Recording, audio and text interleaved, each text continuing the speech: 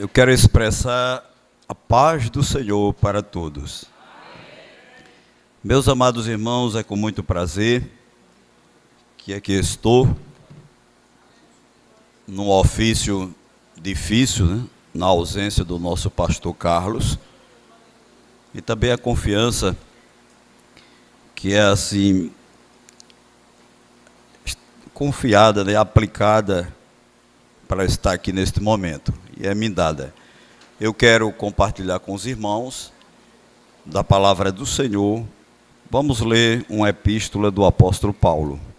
Paulo escrevendo aos Colossenses, abra aí, irmãos, por gentileza, capítulo de número 1.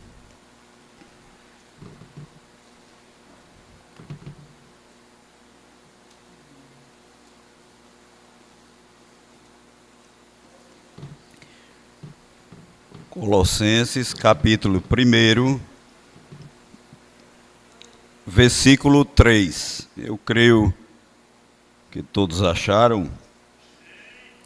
Diz assim a palavra do Senhor: graças damos a Deus, Pai de nosso Senhor Jesus Cristo, orando sempre por vós, porquanto ouvimos da vossa fé em Cristo Jesus e do amor que tendes para com todos os santos, por causa da esperança que vos está reservada nos céus, da qual já antes ouvistes pela palavra da verdade do Evangelho, que já chegou a vós, como também está em todo o mundo, e já vai frutificando, como também entre vós, desde o dia em que ouvistes e conhecestes a graça de Deus em verdade, como aprendestes de Epáfras, nosso amado conservo, que para vós é um fiel ministro de Cristo, o qual nos declarou também o vosso amor no Espírito. Por esta razão, nós também, desde o dia em que ouvimos, não cessamos de orar por vós e de pedir que sejais cheios do conhecimento da sua vontade, em toda a sabedoria e inteligência espiritual. E todos dizem: amém. Meus amados irmãos, aqui está um texto, Paulo escrevendo a esta igreja, a esta comunidade de Colosso, e nós observamos que eu admiro muito e gosto de meditar nas cartas do apóstolo Paulo, porque ele é um doutrinador por excelência. O Novo Testamento é o esboço para a igreja, como o Antigo Testamento é o esboço para Israel. Então nós pegamos o esboço no Novo Testamento, onde o apóstolo Paulo escreveu 13 epístolas, 13 cartas, os demais 8 vai para 21, fora os 4 evangelhos, a base elementar de Cristo Jesus, um livro histórico e Apocalipse, a revelação final. É doutrina pura para a igreja do Senhor. É o esboço para que ela possa se manter com vida de forma eficaz e possa andar seguindo os passos daquele que a chamou. Então, eu vejo aqui, no que esta carta nos declara, pelo que o apóstolo escreveu, e nós percebemos que Paulo, ele dá início à sua 3ª viagem missionária. E o seu ponto de partida, como também os demais pontos de partida, desde a primeira viagem missionária de Paulo, ele partiu de Antioquia da Síria. A sua 2ª viagem missionária, o ponto de partida foi Antioquia da Síria. E a 3ª viagem missionária, ele também parte, o início é de Antioquia da Síria. É esta igreja que foi formada, a igreja conhecida como dos gentios, que Paulo dá início a sua trajetória missionária. Então a Bíblia diz que ele sai de Antioquia da Síria e se desloca. Quando ele se desloca, a Bíblia diz assim, ele vai passar pelas regiões superiores da Galácia. Enquanto ele vai realizar este trajeto, a Bíblia diz que Apolo, aquele excelente pregador, ele encontra-se no lado da Acaia, de Corinto, está lá. E Paulo vai subindo as regiões superiores da Galácia. E as regiões superiores nada mais era do que a primeira, ele passa por Tarso, depois chega a Derbe, porque ele está preocupado em rever os irmãos, aqueles irmãos que ele pregou, que foi fundada a igreja lá em cada uma destas localidades, e Paulo propõe no seu coração, e ele tem a intenção de, eu vou rever estes irmãos, eu vou ver como é que esta igreja anda, como é que eles estão. Então ele parte e chega a Derbe, de Derbe ele passa ali e vai embora na sua comitiva e se desloca até a cidade de Listra. Em Listra ele revê também os irmãos, a igreja que fundara, e aí ele sai de Listra e vai até a cidade de Icônio, e de Icônio Paulo chega lá, revê os irmãos, a igreja. Creio eu, irmãos, como nós aqui nos expressamos e falamos da nossa forma, da saudação que assim anunciamos e passamos de um para com os outros. A paz do Senhor, a paz de Cristo. E aí de Icônio ele vai até Antioquia da Pisídia. E Antioquia da Pisídia é a parte final da região superior da Galácia, a Ásia Menor. Então ele não fica lá, mas ele propõe ir um pouco mais além, porque na sua segunda viagem ele tinha se desviado, não tinha passado em Éfeso, mas agora ele diz assim, eu quero ir para Éfeso. Propõe no coração, é a direção do Espírito Santo na sua vida, e coisa boa é quando o crente está direcionado pelo Espírito de Deus. Não há coisa melhor para o crente do que como ele está direcionado pelo Espírito de Deus. E ele sai de Antioquia da Pisídia e se desloca até a cidade de Éfeso. E Éfeso era um centro comercial. As rotas que vinham do lado do norte, do leste, do oeste, cruzavam por Éfeso. Era uma cidade de destaque, uma das 4 importantes ali do Império Romano na época. E Paulo chega lá e ele percebe, diz, o Senhor agora me abriu a porta. Ele começa a pregar e anunciar o Evangelho de Cristo. E ele mesmo diz que passou 2 anos inteiros na escola de Tirano. E lá Paulo se debruçou no Evangelho, na palavra do Senhor. E diz que Deus abriu a porta de tal maneira que até os aventais de Paulo, os lenços, era levado para curar os enfermos, os paralíticos, seja qual for a enfermidade, creio eu. E a Bíblia diz que Deus escancarou a porta, e os prodígios eram de tal forma, de tal maneira, que moveu e comoveu toda a Ásia. E Paulo ali pregava incessantemente, pregava com todo afinco, pregava com toda a força, com toda a dedicação, porque ele é aquele que ele mesmo disse assim, ora, a minha preocupação é pelo zelo e o cuidado da igreja, a minha busca é de estar aos cuidados da igreja do Senhor. E Paulo chega ali, fazendo Deus operações por meio dele. Então diz que toda a Ásia tem conhecimento ali do Evangelho. Meus amados irmãos, e Deus operou de tal forma que maravilhas aconteciam. E dali a gente observa que um certo varão, por nome Epáfras, talvez estivesse pela região. A Bíblia não diz que Paulo foi a Colosso, de maneira nenhuma, não chegou lá a esta cidade. Ela ficava um pouco de 150 quilômetros, mais ou menos, distante de Éfeso. Também era na região ali da Ásia Menor, mas Paulo não foi até lá. Mas dá para ver que lá também foi edificada uma comunidade, foi instituída uma igreja, aonde eles ali firmaram-se em Cristo Jesus. E depois um varão, um servo de Deus por nome Epáfras, tomou o primeiro lugar, o lugar no púlpito, e ali era o pastor daquela igreja. E a Bíblia diz que Epáfras estava num momento bom e regozijando ali na presença de Deus. Mas, meus amados irmãos, de repente vem um vendaval. Surge assim as adversidades que veio sobre aquela igreja. E a coisa apertou porque uns falsos apareceram, uns judaizantes e os judeus. Aquela cidade era formada por gentios, por grego, por judeus,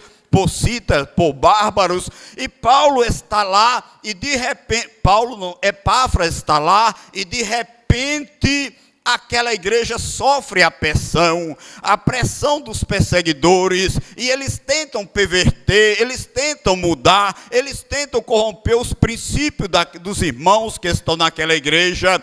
E não há outra saída para Epáfras. A saída que resta para ele é a seguinte: ele diz, eu vou ter que sair daqui, eu vou ter que me deslocar de Colossos, porque não tenho como ficar, eu tenho que buscar amparo, eu tenho que buscar um refúgio, eu tenho que buscar e me fortalecer, eu tenho que buscar agora uma saída para esta situação, porque a igreja passava por um processo difícil, pelo momento difícil, devido aos acusadores, querendo perverter a doutrina. Alguns se levantaram e chegaram a dizer que Jesus era como qualquer outro anjo que há no céu, não era tão diferente, e estas heresias tomaram de conta ali naquela área, mas os irmãos se permaneceram na sua posição, na sua postura cristã. E ele vai se deslocar ali de Colosso e vai até Roma, porque Paulo já estava em Roma, a capital do império, e Paulo lá já se encontrava encarcerado, preso em Roma. Então Epáfras se desloca mais ou menos a 2.000 quilômetros de distância, e vai até Roma para buscar ali uma palavra, um consolo do apóstolo Paulo. E quando ele chega a Roma, ele começa a conversar ali com o apóstolo, e ele começa a dizer a situação. Ele começa a falar de como se encontrava aqueles irmãos, e o que a gente vê é que Paulo diz assim: irmãos, quando escreveu a sua carta, eu me admiro muito, e fiquei muito alegre e regozijo no meu coração, porque por não estar aí convosco, por não conhecer vocês pessoalmente, por não estar face a face, nem ter contato com vocês, mas Epáfras, o fiel servo do Senhor, ele veio até mim e falou do vosso amor. Aleluia! Irmãos, Epáfras é aquele servo dedicado e amoroso pela causa do Senhor. Ele não suporta de ficar lá em Colosso vendo os ataques sobre a igreja. Talvez ele tivesse dificuldade na parte doutrinária, talvez ele não tivesse o cunho, ele não tivesse a bagagem, ele não tinha como Paulo. Então ele disse: eu vou procurar refúgio, eu vou até o apóstolo, eu vou àquele que Deus separou, que tenha aberto igreja em todas as partes. E Paulo ali, quando escuta dele, daquele pastor, ele se admira. Quando ele escuta, ele se alegra e se regozija, porque vê a dedicação de um homem a sair tão distante, a quase 2.000 quilômetros, e lá para levar notícia da igreja como passava por um momento difícil, para buscar um amparo da parte da direção do Espírito Santo. Louvado seja Deus! Meus amados irmãos, qual é a nossa distância para a casa do Senhor? Qual é a nossa distância para a igreja do Senhor? Qual é o impedimento que nós temos para chegar na casa de Deus? E muitas vezes alguma coisa ou outra tão simples nos impede de chegar à casa do Senhor. Mas há um Deus vivo, todo poderoso, que edificou a sua igreja, que Ele está no nosso meio e intercede pela causa. E Epáfras diz a Paulo que aqueles irmãos, eles estão lá, mas eles estão firmados pelo amor, mesmo debaixo daquela perseguição, mas eles não perderam o amor, não perderam, é o contrário, da carta que Jesus mandou com que João, na ilha de Patmos, escrevesse a Éfeso, dizendo: aonde está o teu primeiro amor? Mas com os colossenses, eles permaneciam, mesmo diante do ataque, diante da fúria, da perseguição doutrinária, mas eles se mantinham no amor, na causa do Evangelho, porque aqueles que o chamou, o contagiou de tal forma, que eles estavam apegados em Cristo Jesus. E ele diz assim: Paulo não somente o amor, mas aqueles irmãos também, eles conseguem manter ainda o vínculo, o laço fraternal uns com os outros. Meus amados irmãos, era a coisa apertando, era a situação ficando difícil, e um irmão fortalecendo o outro, era a coisa partindo para a descambar em uma situação dolorosa de perseguição pela palavra, mas eles se mantinham fiéis, unidos. Aquilo que se diz lá da igreja primitiva em Atos: ora, todos como uma só alma, como um só corpo, perseveravam na doutrina, na comunhão, no partir do pão e nas orações. Louvado seja Deus. E ele diz, Paulo, não somente isso, mas aqueles irmãos, eles se mantêm ainda na fidelidade, permanecem fiéis ao Senhor. Eles não desistiram, eles ainda permanecem fiéis ao Senhor. Ei, o que é que fez tu se entristecer? Qual foi a causa que abalou o teu coração? Alguma coisa moveu a sua alma, tocou o seu espírito. Você chegou ao ponto de chegar na sua casa e dizer: eu não vou mais, eu vou desistir, não dá mais para mim, eu não aguento, eu não suporto. Ei, aquele que te chamou não coloca fardo além de que tu não possa suportar. Aleluia. Aconteça o que acontecer, mas aquele que nos chamou é fiel e zeloso pela causa, pela boa obra. Ele te permitiu colocar e pôr as mãos no arado. Agora não larga as tuas mãos do arado, não olha para trás, segue avante, porque Ele está conosco, o Deus de Israel, aquele que opera e faz todas as coisas à medida do possível, do seu querer e da sua vontade. Aleluia.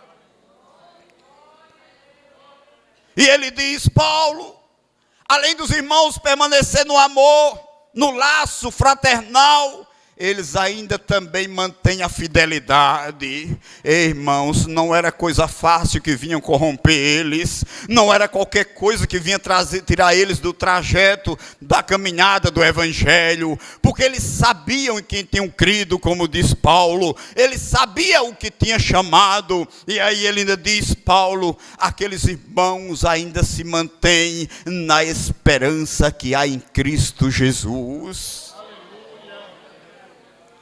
E Paulo, quando escreve para eles, diz assim: eu me alegro muito em saber notícia de vós, de saber ainda da vossa causa, de saber da vossa persistência, perseverança. Eu me alegro de saber do vosso amor, da vossa dedicação e da esperança que há em vós. Louvado seja Deus. Mesmo que eu não esteja aí presente convosco, mas Paulo estava preso, mas ele dizia, mas a palavra de Deus está livre. Ele estava preso, mas a palavra do Senhor estava livre. Como hoje ainda está, bendito seja o nome do Senhor. Pode pegar crente, pode algemar crente, pode encarcerar crente, não há problema, pode fazer o que for com crente, mas a palavra de Deus não deixa de circular. Pode pegar crente, jogar em túnel, pode tentar amolecer, pode tentar amarrar, não há problema, mas a palavra, ela vai, é viva e eficaz. Ninguém impede o fluir da palavra, ninguém pode tirar o anunciar da palavra, ninguém pode anular o pronunciar da palavra, porque aquele que concedeu é fiel. Aleluia. Jesus disse, eu vou subir, serei assunto aos céus, mas não vos deixarei sem ela. Não vos deixarei sem ela. Eu vou, e quando eu for, virá o Consolador. E tudo que eu disse, ele vos fará lembrar. Aleluia. Tudo que eu disse, ele vos fará lembrar. Você só não sabe se não quiser, mas tudo está na revelação do Escrito, na palavra de Deus. Aleluia. E Paulo diz assim, ó Colossenses: me admiro muito e regozijo de saber de vós. E ele diz: buscai as coisas do alto, buscai as coisas dos céus, perseverai por ela, almejai as coisas que estão no alto, louvado seja Deus. Porque Deus resolveu abrir os seus tesouros, abrir as suas riquezas e oferecer e ceder elas. E as suas riquezas, os seus tesouros, não é a não ser outra coisa: Cristo Jesus, nosso Senhor. E eu te pergunto nesta noite: tu tem esta riqueza na tua vida? Você tem desse tesouro na sua vida? Você tem deixado esse tesouro chegar ao seu lar? Aleluia! Isso me faz lembrar aquele jovem rico que se debruçou aos pés de Jesus. E ele disse: bom mestre, que hei de fazer para herdar a vida eterna, a salvação? Jesus disse: sabe os mandamentos? Sei. Amar Deus sobre todas as coisas, o próximo como a si mesmo, não furtarás, não roubarás, não cobiçarás. Sei tudo isso. Creio que Jesus disse: esse rapaz está bem inteirado. Se queres ser perfeito, vende tudo que tens, distribui com os pobres e segue-me. Porque lá em cima tem um tesouro reservado esperando por ti. Mas aquele jovem estava apegado nos tesouros da terra. Aquele moço estava apegado, seu coração, no tesouro terrestre. E ele não teve força de desapegar do tesouro terrestre, de deixar os tesouros terrestres para se apegar nos tesouros celestiais. Mas você diga nesta noite: Senhor, eu te agradeço porque eu abri mão dos tesouros da terra para tomar posse do tesouro celestial. Eu abri mão dos tesouros aqui embaixo, das riquezas daqui de baixo, para ter uma riqueza lá em cima. Louvado seja Deus. E todo aquele que abre o seu coração, que dá lugar a Jesus, ele enriquece pela sua palavra. Ele enriquece pela sua palavra. Louvado seja Deus. Escuta, irmãos, Zaqueu, quando se deparou com este tesouro, ele disse assim: ó mestre, se eu defraudei alguém, pagarei quadruplicado, 4 vezes mais.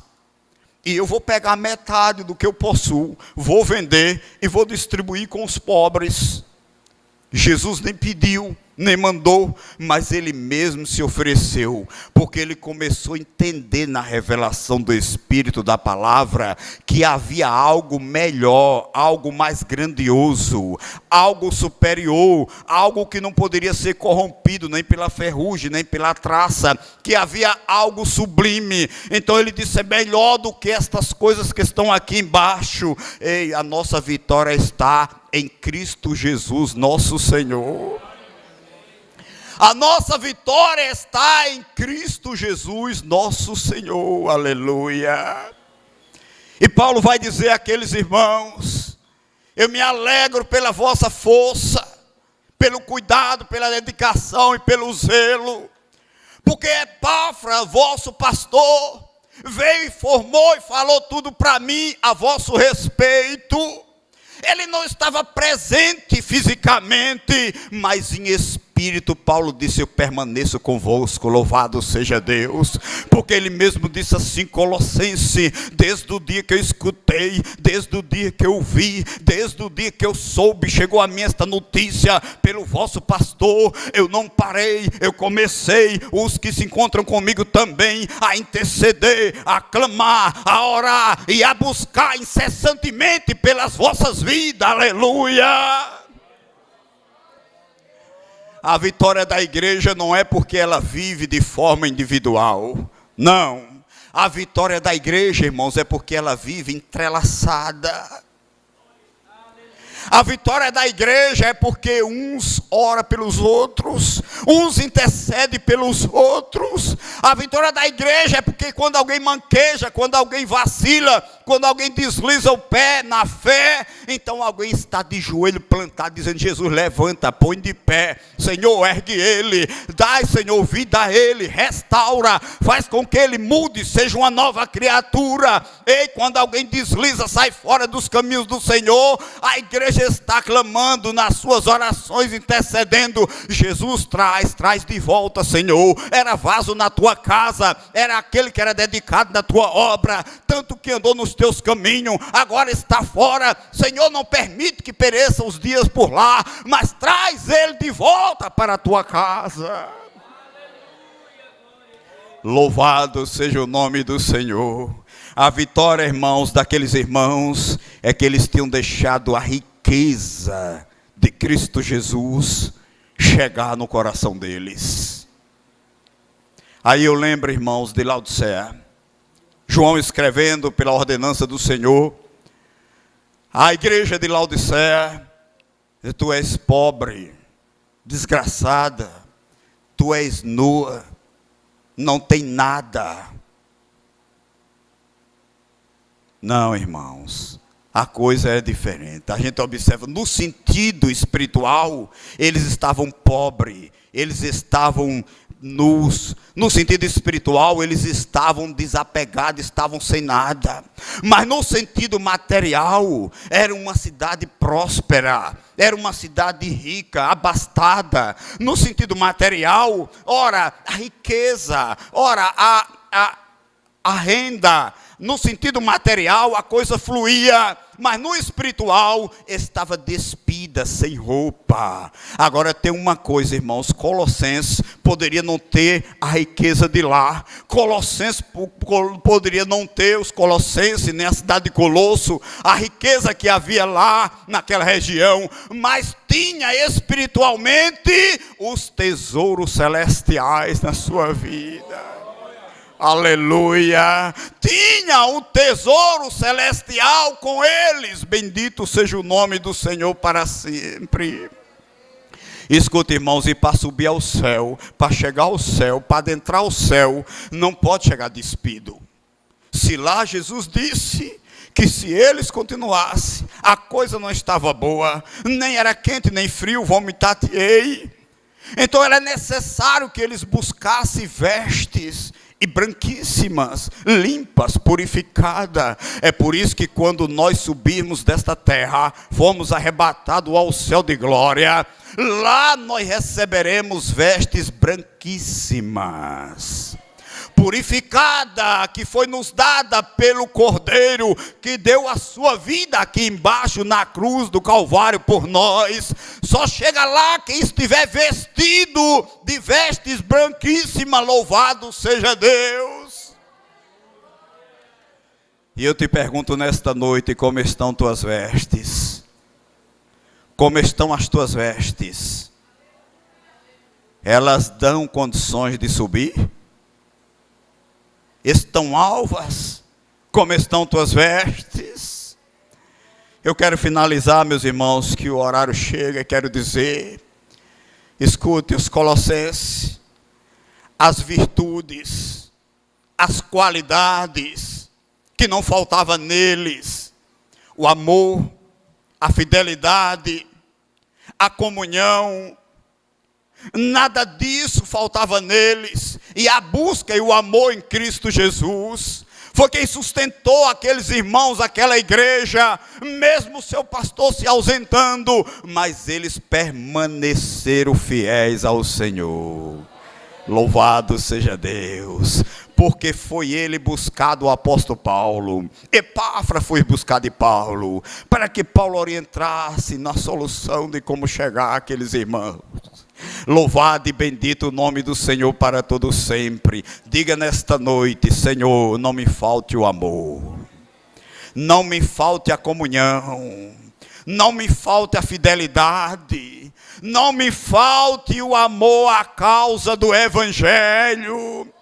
E sopre o vento da onde soprar, venha o vendaval da onde vier. Agora tem uma coisa: pode haver que haja terremoto nesta terra, mas tu esteja arraigado em Cristo Jesus nosso Senhor. Arraigados em Cristo Jesus nosso Senhor. Eu agradeço a oportunidade em nome de Jesus.